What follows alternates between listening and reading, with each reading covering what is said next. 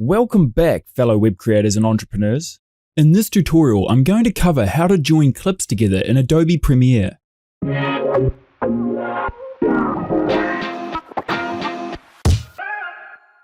To kick things off, I added some clips to my timeline that I'd like to join together. There are several ways to do this, but let's start with the most common method, nesting. To begin, select the clips you want to join by clicking and dragging over the clips on the timeline. Once you have your clips selected, right-click either of your selected clips and click Nest.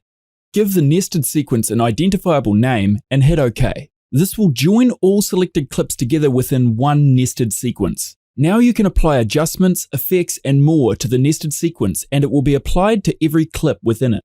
In this case, I've applied a black and white effect to the whole nested sequence.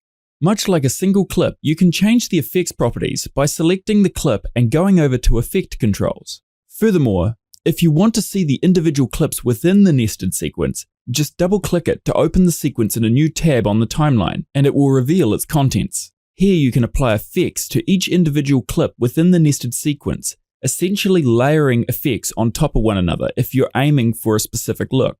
Here, I've applied a basic blur to the first clip inside the nested sequence. Remember that your effects will compound. Much like Inception, the deeper you go, the crazier things will get. Exit your nested sequence by clicking this little X button to return to your main timeline. Now, if you play back your sequence, you'll see that only your first clip is blurred, but every clip is black and white due to the effect applied to the whole sequence above. The next way to join clips is using groups. If applying effects or adjustments to a bunch of clips isn't necessary, then grouping is ideal. Let's say you simply want to group a bunch of clips together to segment your timeline contents, or just avoid selecting clips every time you want to move something.